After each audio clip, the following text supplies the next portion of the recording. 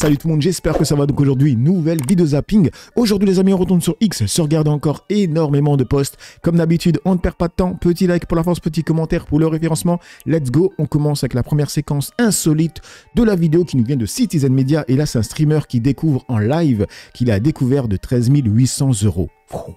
Je suis piraté mon compte en banque. En plein direct avec des amis, il constate que son compte en banque professionnel affiche un découvert de 13 800 €. Je suis à moins 13 800. Wesh, moins 13 800. Mais un de ses amis lui conseille de regarder ses prélèvements. S'il y a marqué département machin, c'est l'URSSAF, hein, je te le dis direct. Il y en a un très gros de l'URSSAF. Ah bah... Ah bah, autant vous dire qu'il n'avait plus envie de jouer après ça. On le comprend. J'imagine. Du coup, dans les commentaires, ça dit quoi? Plus de 13K d'URSSAF, c'est qu'il a un chiffre d'affaires 10 fois plus élevé. Donc, bon. Gros que, ils ont le droit de faire ça, l'URSSAF? Oui, l'URSSAF a le droit de prélever les cotisations sociales impayées sur le compte bancaire des indépendants ou auto-entrepreneurs. Moi, la question que je me pose, c'est les adios. C'est quoi les intérêts pour un découvert de 13 000 €? Attendez. C'est quoi les intérêts pour un découvert de 13 800 €? Alors, grosso merdo, excellente question, il dit toujours ça. Et la réponse dépend de plusieurs facteurs. On va aller dans le résumé. Donc, en gros, c'est 12% pour un mois, donc 136 €. J'aurais cru plus, honnêtement, les mecs. Et on enchaîne avec ce post de Gay Patriote qui a marqué « Quand tu vas rendre visite chez les gitans roumains qui font la manche à Paris, où la rue est du cuivre partout ailleurs, ringard, mais quand même, merci Nicolas. » Alors les mecs, moi je pensais que ça avait été fait avec l'IA, mais pas du tout, c'est réel. Hein. C'est ça le pire. Franchement, demain, si je dois vivre dans un appart comme ça, j'aurai clairement la migraine. Comme quoi, les goûts et les couleurs. Hein. Imagine, tu mets du Louis Vuitton sur ta maison. Putain.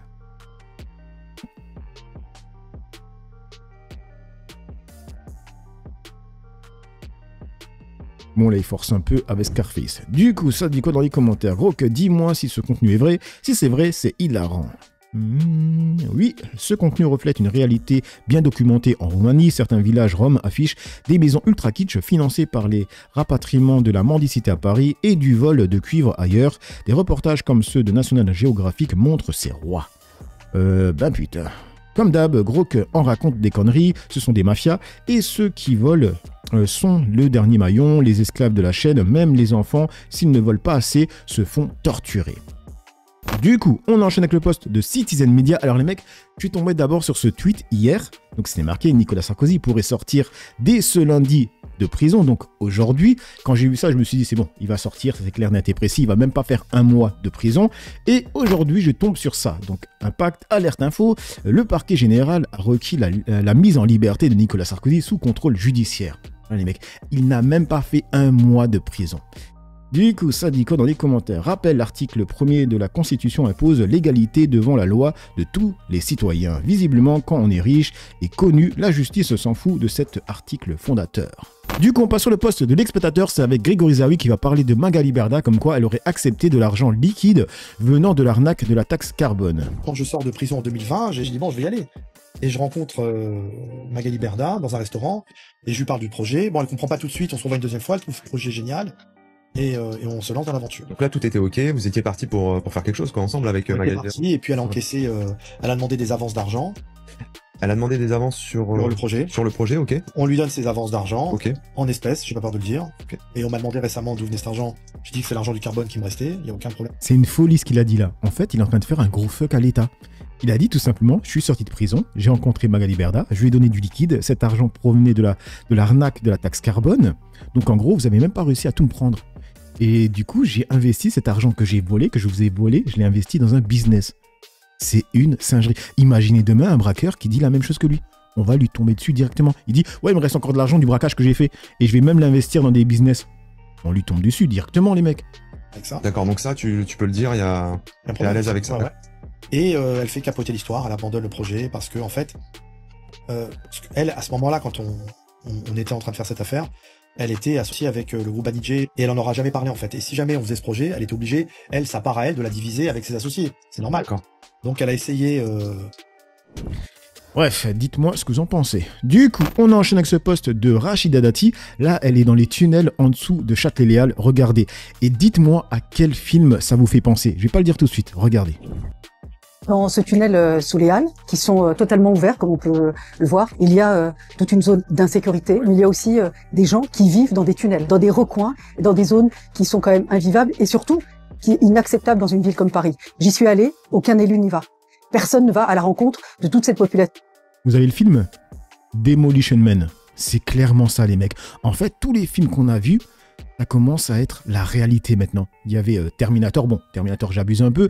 Mais bon, les robots, de nos jours, regardez les robots, ce qu'ils font avec l'intelligence artificielle. Donc, Skynet va arriver. Franchement, et les gens qui se tapent des IA, oui, c'est leur petit ami, leur meilleur ami, tout ça, tu te crois dans Black Mirror. Honnêtement, les mecs, tout ce qu'on voyait dans les films, c'est en train de se réaliser. Ça fait flipper. Hein.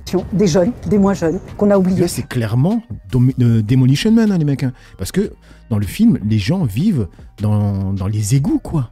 Qu'on a invisibilisé. Des gens qui avaient une vie sociale et qui sont tombés soit sous l'emprise de gens qui sont dans la délinquance ou dans la toxicomanie, soit sous l'emprise de gens qui font du trafic et tout type de trafic, et on l'a vu, ça génère des nuisances pour les riverains, ça génère aussi des risques, mais on peut pas avoir ça en plein cœur de Paris. D'abord, sur les gens qui sont toxicomanes, qui utilisent du crack. Comme vous le savez, nous n'avons pas de traitement de substitution. La seule solution, c'est le sevrage. Et ensuite, toute une partie sur la réinsertion. Ma campagne, c'est de pouvoir rappeler aux Parisiens qu'Amer, ça s'occupe des Parisiens. Qu'Amer, ça répond aux préoccupations des Parisiens. En tous les cas, je m'y engage. Si je suis maire de Paris, je répondrai aux préoccupations des Parisiens et je continuerai à faire ce que j'ai toujours fait. Aller à la rencontre des Parisiennes et des Parisiens. Gardez la carte, hein. Ouais. Non mais vous aussi. Ok. Du coup, on passe sur le poste de Pascal Laurent qui a marqué François Asselineau sur Vincent Bolloré. Monsieur Bolloré et sa famille, en 2009, ils avaient une fortune de 2,1 milliards d'euros. En 2024, 15 ans après, de 11,1 milliards d'euros. Ça a été multiplié par 5. Donc si vous êtes Monsieur Bolloré, il y a une chose que vous voulez surtout pas, c'est remettre en cause le schéma économique. Vous ne voulez surtout pas remettre en cause la libre circulation des mouvements de capitaux, la libre circulation des services, parce que c'est ça qui a fait sa fortune. Donc vous ne voulez surtout pas sortir de l'Union européenne. Et CNews, jour après jour, passe son temps à focaliser l'opinion publique sur un seul et unique sujet qui est la question de l'immigration. Vous savez qu'il y a de plus en plus de multimilliardaires et au même moment vous avez une dégradation du niveau de vie des classes moyennes. On a des oligarques qui ont mis la main sur la France et qui, à partir de là, laissent mener une politique qui, en fait, a pour conséquence de détruire le pays. Mais il va bien que ça bouillonne, eh bien, on focalise sur un seul sujet. Le problème numéro 1, c'est pas l'immigration, c'est pas la guerre en Ukraine, c'est pas la fin de l'industrie, c'est pas cet ami-prix, c'est le fait que nous ne sommes plus souverains. C'est le fait que nous avons perdu, c'est plus les Français qui décident. Tout converge vers ce sommet de la pyramide qui est notre appartenance à l'Union européenne. Du coup, ça dit quoi dans les commentaires? Tout le monde peut dire merci à Pompidou et Giscard. Pompidou et Giscard arrosant la Corse, c'est leur notre sort en 73. Ils ont vendu les Français aux banquiers avec la loi de 73, loi Pompidou-Giscard-Rothschild. Pourquoi y aurait-il donc le nom d'une banque dans une loi? Asselineau, c'est Radio Bistrot. Cette vieille ne comprend pas que pour le peuple, le problème numéro 1, c'est l'immigration et il refuse de dire qu'il organise le blabla sur les milliardaires à qui ça profite est totalement secondaire. Là, j'ai envie de dire qu'il donne un peu raison à Asselineau en disant que l'immigration profite aux milliardaires. Donc peut-être que le problème sont les milliardaires qui font en sorte qu'il y ait plus d'immigration. Et du coup, on passe sur le poste de Sarah qui a marqué « Honte à vous, Patrick Sébastien, pour ses propos stigmatisants envers les musulmans. La France insoumise s'adresse à toutes les Françaises et à tous les Français. Elle s'oppose aux gens comme vous et à vos idées nauséabondes. » Jean-Luc Mélenchon. Au départ, peuple, vraiment, il a une partie de conviction, c'est sûr. Mais surtout, là, il a trouvé un réservoir à thunes avec les musulmans, parce qu'il faut savoir que je le dis dans le bouquin, les partis politiques sont rétribués par nous en fonction du nombre de voix. Là, tant qu'il flatte les musulmans dans le bon, il a toutes les voix des musulmans, donc ça fait de la thune. Je dis pas que c'est sa motivation première, mais ça y fait beaucoup. Du coup, dans les commentaires, ça dit quoi? Dire que Mélenchon profite des musulmans parce qu'ils votent tous pour lui, c'est cumuler mensonges et mépris. Les élus ne sont pas payés au nombre de voix. Les musulmans ne votent pas en bloc, mais ça fait toujours son petit effet dans les dîners de fachos. Il y a quoi d'autre? Le réservoir à thunes, comme si les autres partis n'ont pas leur électorat. Bourges pour certains, racistes pour d'autres. Mais ceux de Jean-Luc Mélenchon sont-ils des citoyens français à part entière ou bien y a-t-il des sous-citoyens qui ne doivent pas voter?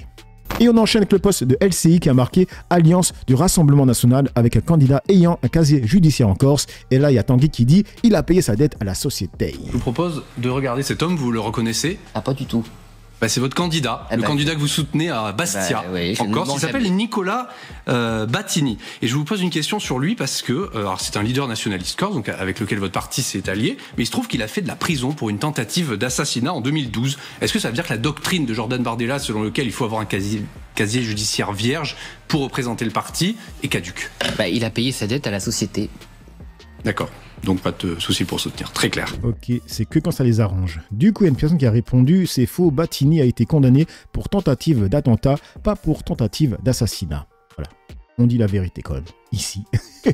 Et du coup, on passe sur une petite archive pour rigoler un peu, avec Jacques Renardière, avec Jordan Bardella, donc il y a une personne en dessous qui a marqué « Il y en a qui pourraient faire de ça un président pauvre France ». L'immigration aujourd'hui est responsable de la quasi-totalité de la violence de rue dans notre société. Mais est-ce que vous venez de dénoncer la quasi-totalité de la violence de rue? Ah oui, la quasi-totalité de la violence de rue. Vous avez des chiffres? Et...